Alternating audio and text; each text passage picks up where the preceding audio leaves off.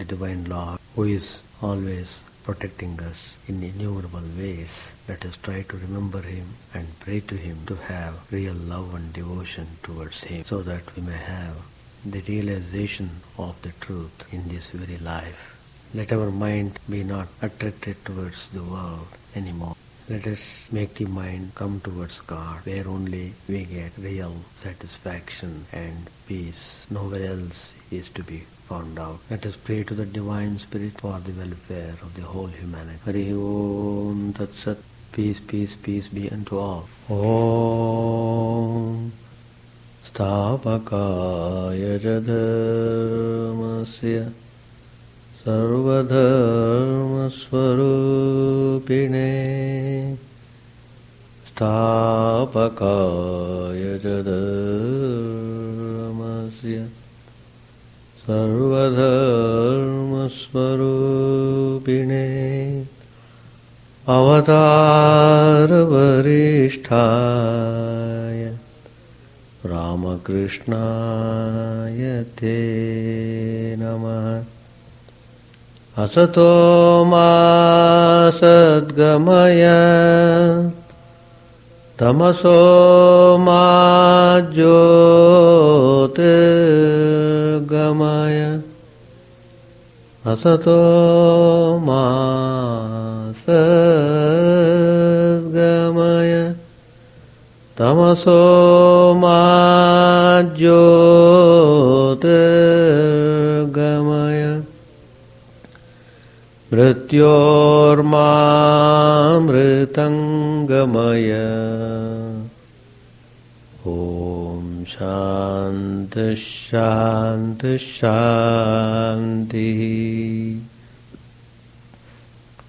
Let us offer our salutations to Sri Ramakrishna, the embodiment of all religions, the Supreme God incarnate. Let us pray to Him to remove all ignorance from us. Let us pray to Him to kindle light in our heart. Let us pray to Him to awaken our spiritual consciousness. Let us pray to Him to develop real love and devotion to Him, to practice spirituality in this life. Sri Ramakrishna has given certain teachings to be practiced by us who are sincerely following spiritual path.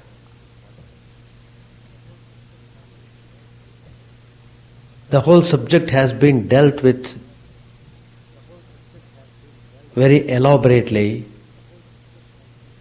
and Sri Ramakrishna has given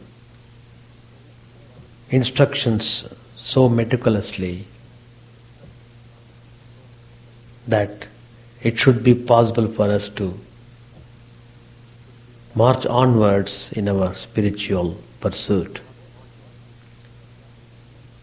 What is most important, Sri Ramakrishna said, amongst many things, was to have right attitude. Attitude is very important in our spiritual life. Attitude determines our way of life, and it determines to a certain extent the result that we are going to achieve. So when we have taken up spiritual path, we must be very particular that whatever we do must become an act of worship. Wherever we go, whatever we do, whatever we think, everything must be towards God and God alone. Then only it would be possible for us to maintain that high level in our mind. Otherwise, the mind immediately goes down the moment we are a little careless about keeping that high attitude. When we are at work, we must know that we are worshipping the Divine Lord through our work. We are worshipping Him only. If we maintain this attitude, then that work which we have been doing will not bind us. On the contrary, it will improve us in every way, physically, mentally, intellectually, morally, and spiritually. In every aspect, we get tremendous improvement in our life. So attitude is very important. It plays a very important role in our spiritual endeavors. If we don't cherish right attitude, we are missing the goal. We are missing the path. Instead of going onward in spiritual path, we will be going backwards. So attitude is very important, please remember that. After attending to our secular work, which we are always engaged in, to earn our livelihood, to look after household, and so on and so forth. But then, we must devote time for spiritual practice also. If the whole time is given to our secular things, then we are killing ourselves. Nobody would be able to help us in any way.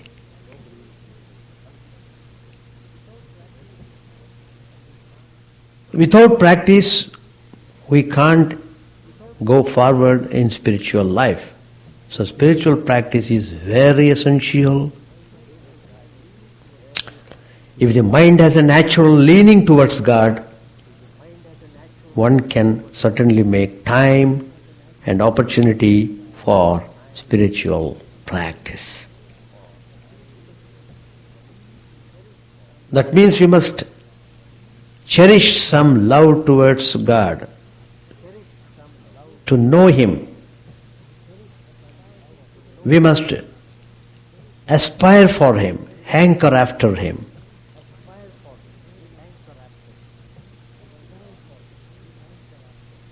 The Divine Lord, the Supreme Being, who protects the whole creation, in infinite number of ways. He is giving air, water, light, everything, whatever that is needed for the sustenance of the creation. Everything is provided for by the Lord. Out of His infinite grace and love towards the creation. So He looks at our mental attitude, our heart's longing. He looks our inside, not the external form, but inside how we have developed ourselves. To what extent we maintain our purity, to what extent we maintain the noble qualities essential for going in spiritual paths. How far we are kind-hearted, and loving, God looks inside of us. He judges accordingly whether this particular person requires any help or not. If we have devotion for him, nothing else is necessary. Some people, they don't have firm conviction, they wave, they move from one attitude to another. Such people do not get any result in spiritual life. If the attitude is not firm and right, one cannot get good results. One's spiritual attitude in one's own mind is strengthened when one absorbs himself in spiritual exercises.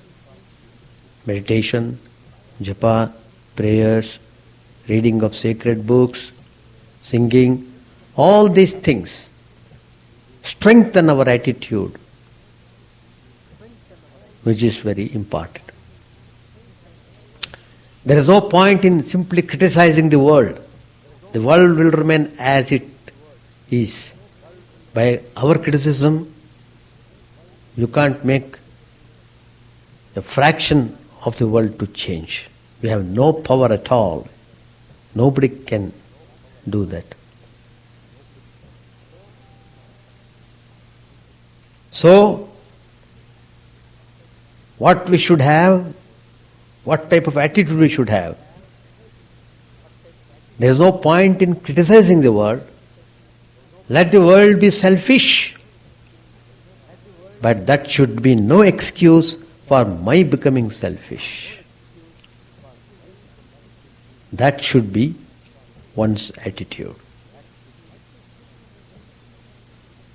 Let me stick to my principles and convictions. Let me try to become more and more selfless. Let one person in the world become selfless. That type of attitude we must develop. So, as spiritual aspirants, we must take up a definite attitude towards God and stick to it. That means we must maintain it under all conditions. Maintenance. There are many bhavas, attitudes. Sri Ramakrishna practiced all these bhavas in his life. So you can look upon God as father, mother, child, friend, master, lord, and so on. In whatever way you want to love God, you are free to do so. When one feels oneself as body, one must consider oneself as a servant of the Lord. When one thinks of oneself as the embodied being, the individual soul, one must consider oneself as a part of him. And when one feels oneself as the Atman, one is the same as the Lord himself. There is another attitude. Whatever is good is his, and whatever is bad is a result of our own karma.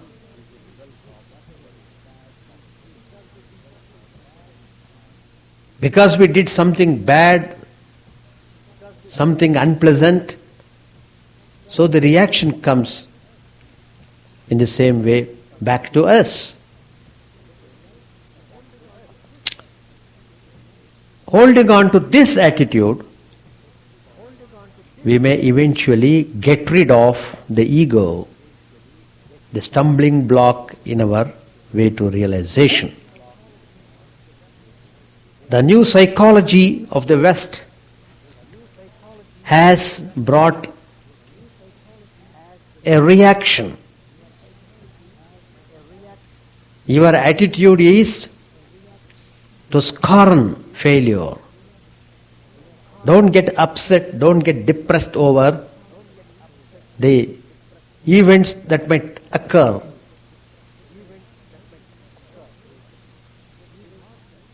Don't get disheartened because of the failures.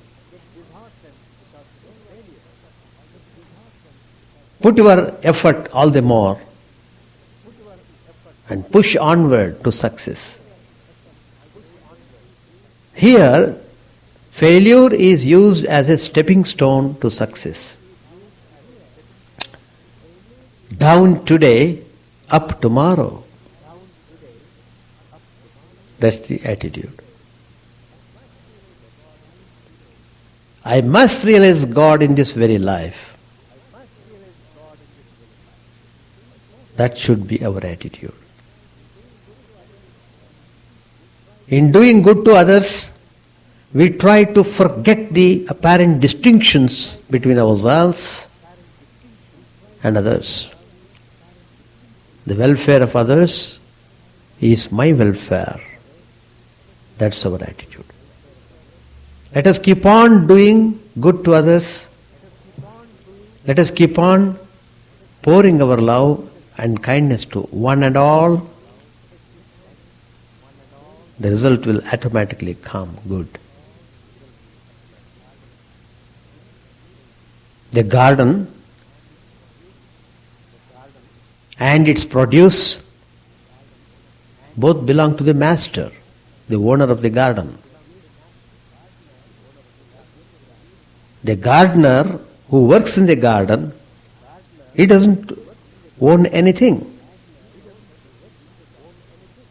He knows everything is his master's. Everything belongs to the master, the owner of the garden. But when he grows things in the garden, he offers them to master with great devotion and humility. In the same way, everything that we see in this world belongs to God. We are just like gardeners. The world is a garden, belongs to God. We are all gardeners working in the world. Working in different ways. Because we have forgotten we are gardeners, so we are suffering. Thou art my Lord, and I am thy servant. Actuated by this attitude, and with faith and devotion, we offer the Lord's things to Him. Offering the things to Him. This is called Dasya Bhakti. A great devotion one cherishes towards his master. We must cultivate cheerful attitude. Always we must be cheerful under all circumstances. Try to maintain cheerfulness, which is very important, which is a spiritual quality. There is a story about the attitude of a jnani, the sage of wisdom. Once, Maya, the invisible power that deludes everyone in the world. Once she came to a sage, assuming a form, and then she said,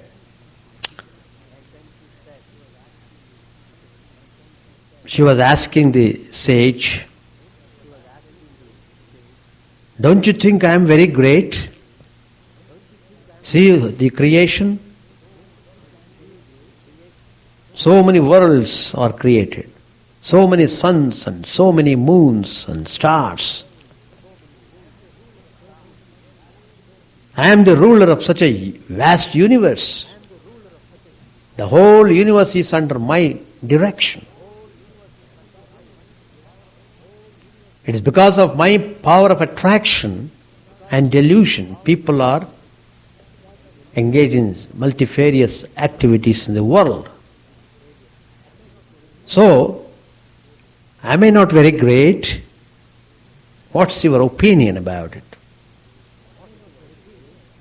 The sage replied immediately, you are the queen of zero. Maya, the embodiment of power. She became very angry at the lack of regard for her greatness. The sage is not recognizing that greatness at all in spite of her so much of display. So she touched him, and because of her touch, the sage became a camel. You know camel? He was put in the desert, made to carry heavy burdens over the hot sands and subjected to such cruel treatment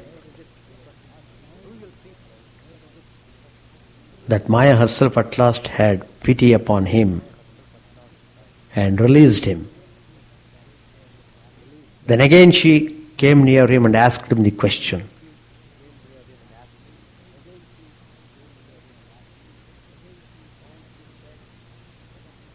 And she said whether now he was convinced about her power, whether now he would not fall down and worship her. The sage simply laughed and said, I have neither camel's body nor mind. You are not hurting me at all. You are only slapping your own cheek. Maya became very furious. What is this? In spite of suffering acutely in the camel's body, the sage is again talking this way. It seems you are incorrigible. So again she came and touched him. This time she made him an ass. The sage became an ass. So, as an ass, he was beaten, forced. He was beaten a number of times, forced to carry all sorts of heavy loads of bad smelling things. In a way, it was a very terrible, miserable existence. After some time, again Maya came to him and asked him to bow down, at least now, to her. The sage replied, why should I? Why are you asking like that? Do you think I am suffering? I am not suffering. The ass's body belongs to you, not me. The body was given by you. Maya found out that she could not disturb the serenity of his mind. On the other hand, Maya herself became humble. She prostrated before the sage, saying, it is you who are greater. She acknowledged the sage greater than herself. Whatever is happening at the command of God. And if He wills, the situation will change. Let us have this attitude and resign ourselves to the Lord and be happy and free from cares.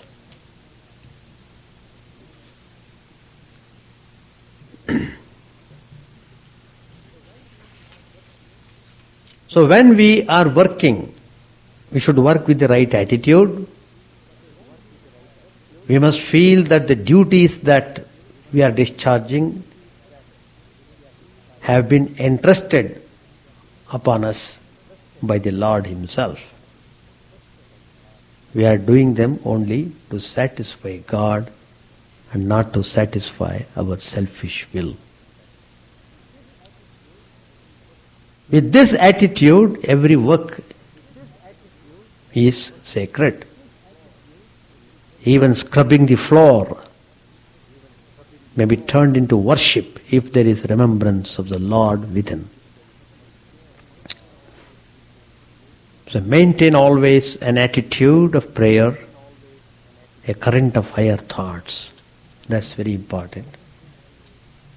Then only attitude remains firm. So much about attitude. Sri Ramakrishna said, hold on to one particular attitude and then never stop doing spiritual exercises. Always remember the goal and try to analyze yourself and develop love and devotion to God. It's only on realizing the truth one becomes really happy and peaceful, not otherwise. The second thing Sri Ramakrishna said was about attraction. He was asking Master Mahashaya, are you attracted towards money and treasures?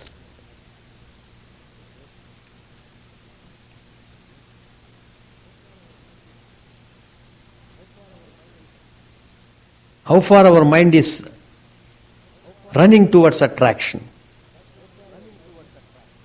That determines the path.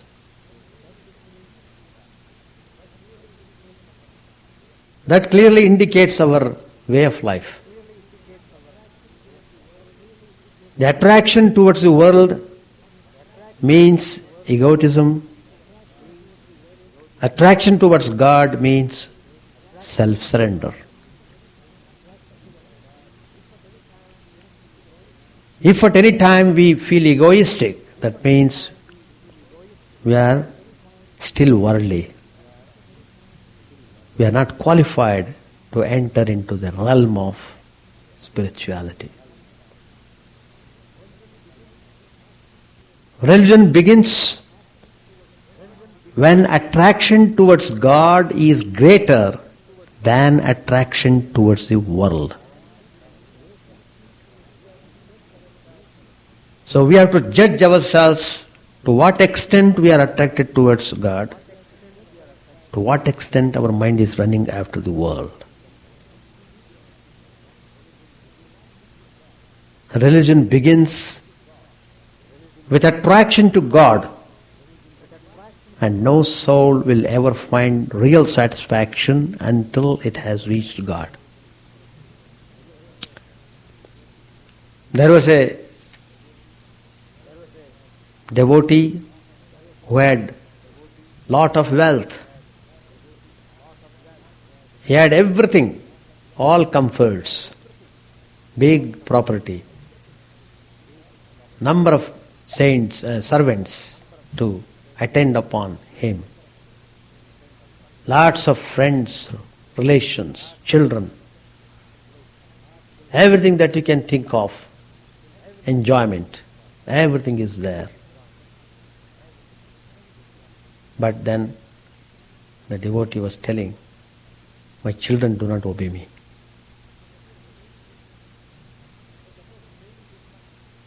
So that was paining him much.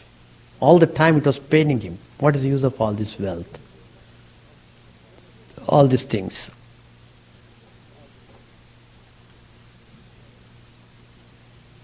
So, we have to have some kind of demarcation. How far we have to go towards the world, how far we must step into spiritual life. We must fix ourselves accordingly. So everything depends upon our shaping the life, our inward life, how we do behave inside. What is the condition of my mind inside? Is it pure or is it impure? What is impure means? The mind that thinks ill of others is considered impure. The mind that always cherishes to think about God is considered pure. The mind where there is tremendous tendency of anger, passion, jealousy, hatred, such a mind is considered impure. The mind that is free from all these things is considered pure. So we have to purify the mind before we think of getting the vision of God. Before we think of knowing Him, realizing Him, before we think of getting peace and joy, we should set the mind right. We must put the mind on the right track. It is on the worldly track. It is moving along the world. The mind should be lifted up from the worldly track and put it on the spiritual track so that it can carry on journey towards spiritual goal. So far I have touched about important points. Now I shall read some more passages. Page 302. The fear of devotees flies away if they but seek shelter at the feet of the Divine Mother. Was that why the Master sang the following song? I have surrendered my soul at the fearless feet of the Mother. Am I afraid of death any more? And to the tuft of hair on my head is tied the almighty mantra, Mother Kali's name. My body I have sold in the marketplace of the world, and with it have bought Sri Durga's name. Deep within my heart I have planted the name of Kali, the wish-fulfilling tree of heaven. When Yama, king of death, appears, to him I shall open my heart and show it growing there. I have cast out from me my 6 unflagging foes. Ready am I to sail life's sea, crying to Durga victory. Sharada was stricken with grief on account of his son's death. So Other had taken him to Dakshineshwar to visit the Master. Sharada was a devotee of Sri Chaitanya. Sri Ramakrishna looked at him and was inspired with the ideal of Gauranga. He sang, "Why has my body turned so golden? It is not time for this to be. Many the ages that must pass before as Gauranga I appear.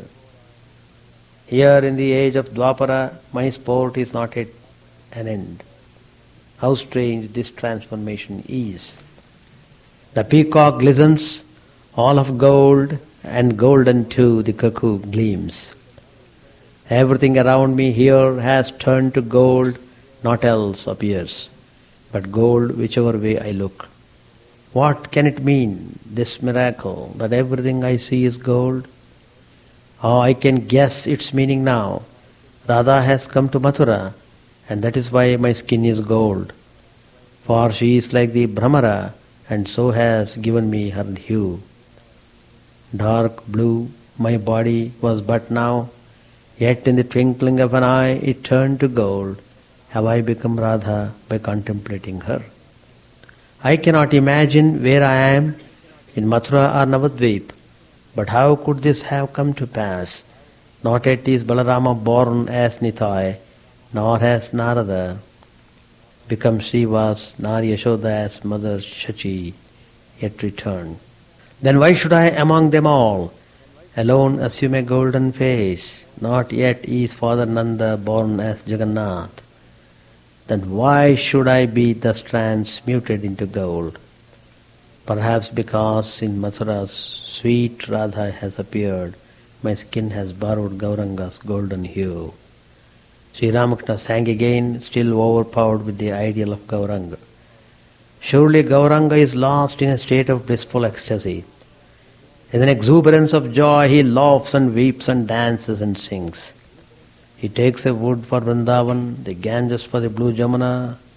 Loudly he sobs and weeps. Yet, though he is all gold without, he is all black within, black with the blackness of Krishna. The master continued to sing, assuming the attitude of a woman devotee, infatuated with love for Gauranga. Why do my neighbors raise such a scandal? Why do they cast aspersions upon me simply because of Gauranga? How can they understand my feelings? How can I ever explain? Can I ever explain at all? Alas, to whom shall I explain it? Oh, but they make me die of shame. Once on a time at the house of Srivas, Gora was loudly singing the kirtan. When on the ground of the courtyard, falling, he rolled in an ecstasy. I, who was standing near him, seeing him where he lay entranced, was suddenly lost to outward sense until the wife of Srivas revived me. Another day, in the Bhakta's procession, Gaura was sweetly singing the kirtan, clasping the outcasts to him. He softened the unbelievers' hearts through Nadia's marketplace. He chanted Lord Hari's holy name. I followed the throng and from close by caught a glimpse of his golden feet.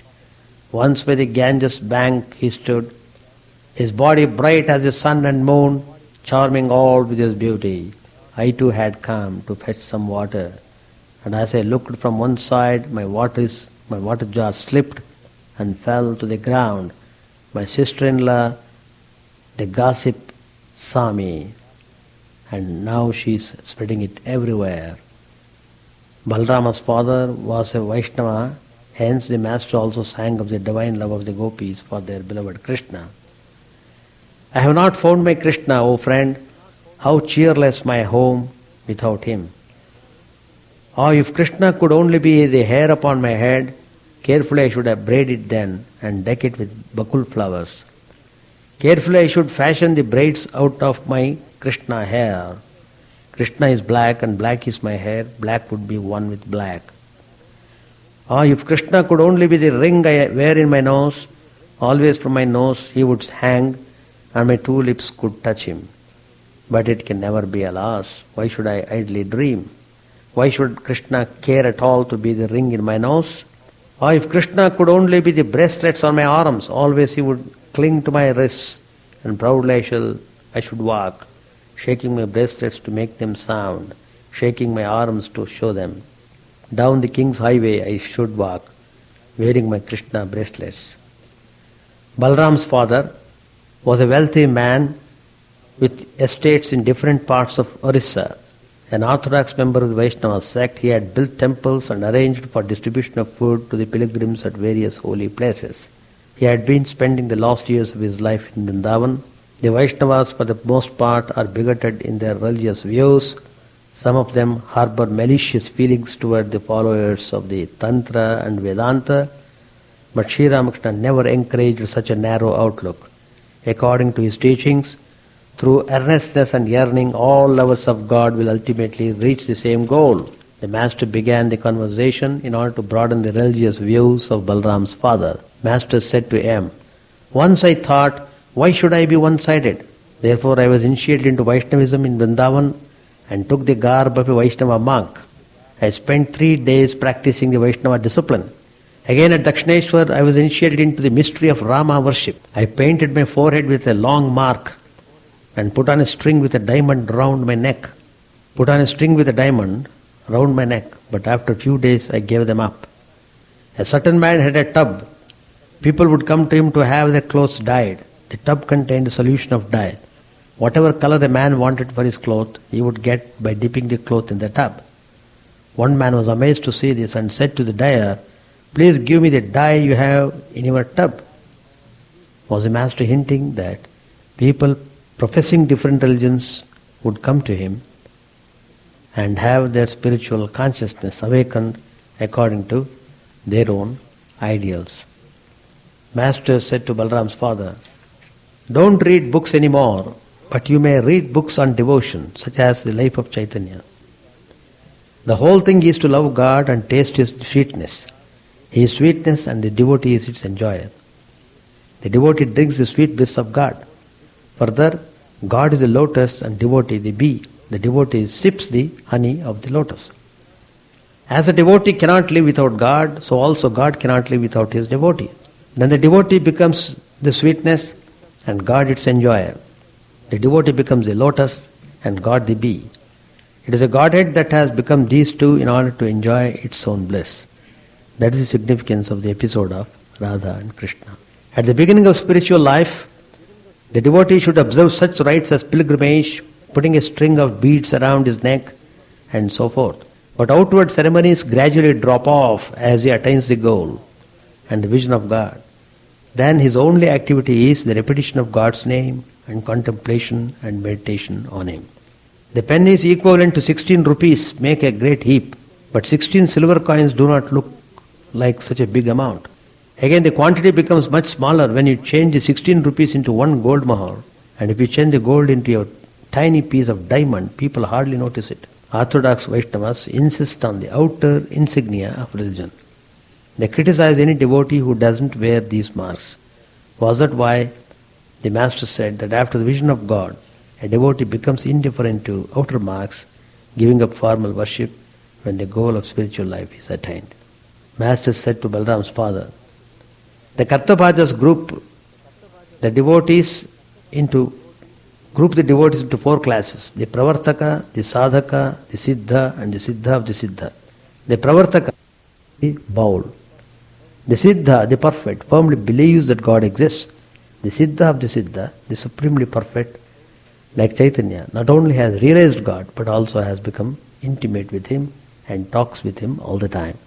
This is the last limit of the realization. We shall stop here. There are so many ways of looking into those things. Bad experiences depend upon our association. If our association is bad, then it leads to bad experience. But then we are led to bad association because of the past tendencies, because of the past forceful tendencies, that we are forced to have certain associations and we are forced to have some bad experiences on account of that.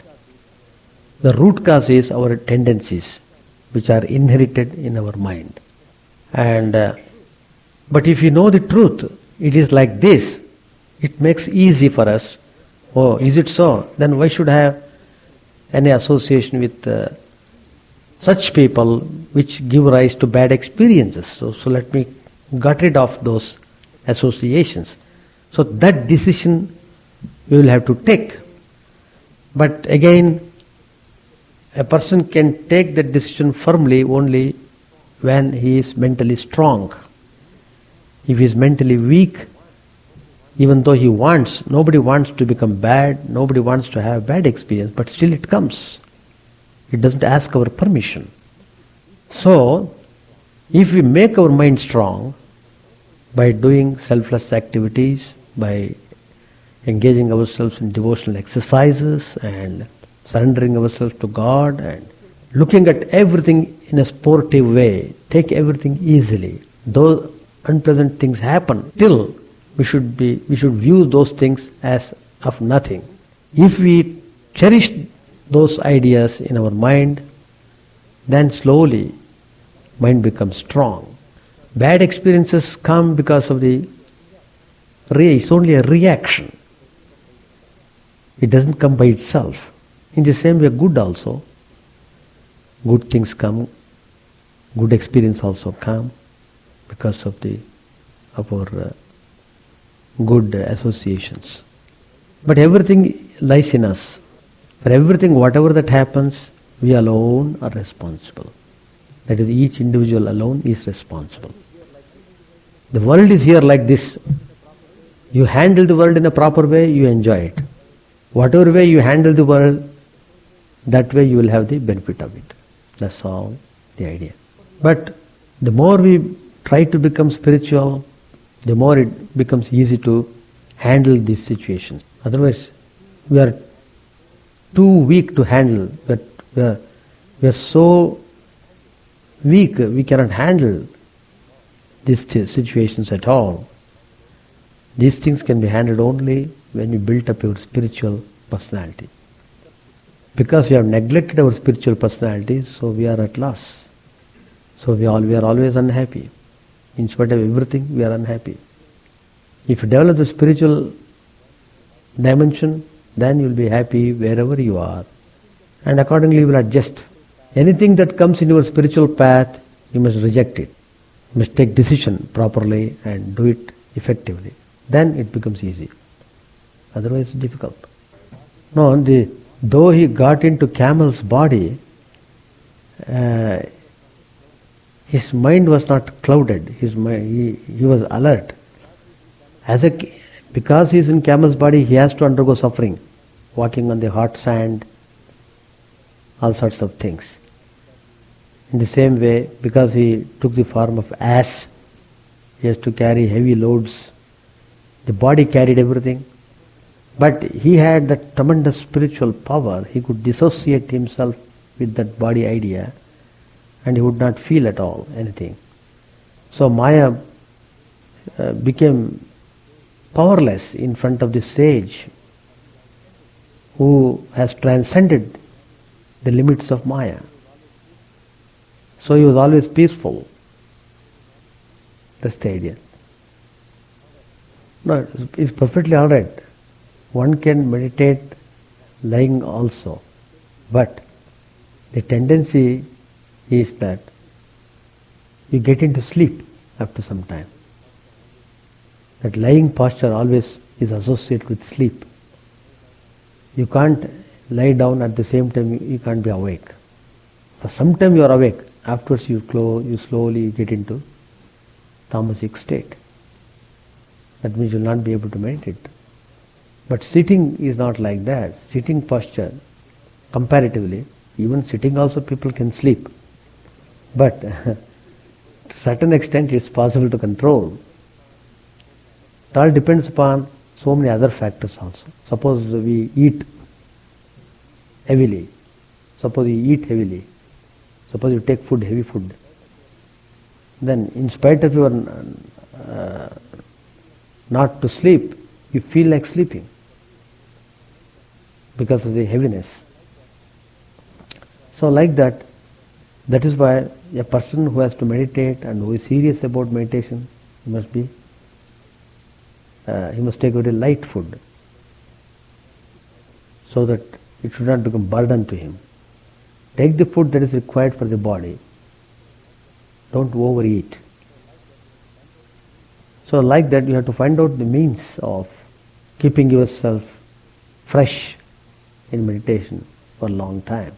Chant the name of the Lord and His glory unceasingly, that the mirror of the heart may be wiped clean and quenched that mighty forest fire, worldly lust, raging furiously within. Our name streamed down in moonlight on the lotus heart, opening its cup to knowledge of thyself. O self, drowned deep in the waves of His bliss, tasting His nectar at every step, bathing in His name that baths for weary souls. Various are Thy names, O Lord, in each and every name Thy power resides. No times are set, no rites are needful for chanting of Thy name. So vast is Thy mercy, how huge then is my assuredness, who find in this empty life and heart no devotion to Thy name. O my mind, be humbler than a blade of grass, be patient and forbearing like a tree, take no honor to thyself, give honor to all, chant unceasingly the name of the Lord. O Lord and soul of the universe, mine is no prayer for wealth or revenue, the playthings of lust or the toys of fame.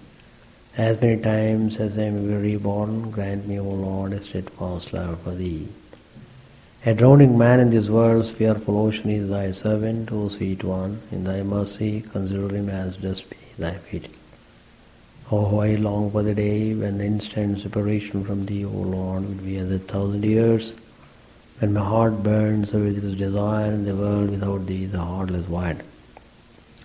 Prostrate at Thy feet, let me be in unwavering devotion, neither imploring the embrace of Thine arms, nor bewailing the withdrawal of Thy presence, though it tears my soul asunder.